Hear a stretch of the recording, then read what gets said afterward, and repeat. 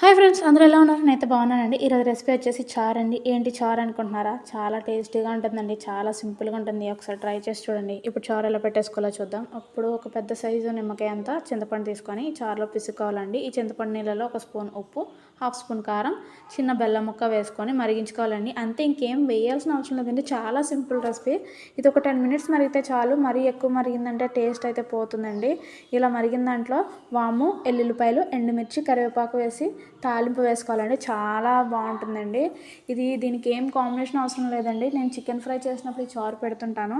Night time ఈ చారు వేసుకొని తినడం వల్ల టమ్మీ చాలా లైట్ వెయిట్గా ఉంటుంది. చాలా బాగుంటుందండి. చూసారా, ఇలా పోపు వేగిన తర్వాత ఇందులో చారు వేసుకొని పోపు పెట్టేసుకోవాలి. ఇది 2 మినిట్స్ ఇలా మరిగిన తర్వాత దీన్ని తీసి మిగతా చారులో కలిపేసుకోవడమే. అంతే అండి, చాలా సింపుల్ రెసిపీ. ఒకసారి ట్రై చేసి చూడండి, చాలా బాగుంటుంది. మా ఇంట్లో చాలా ఇష్టం.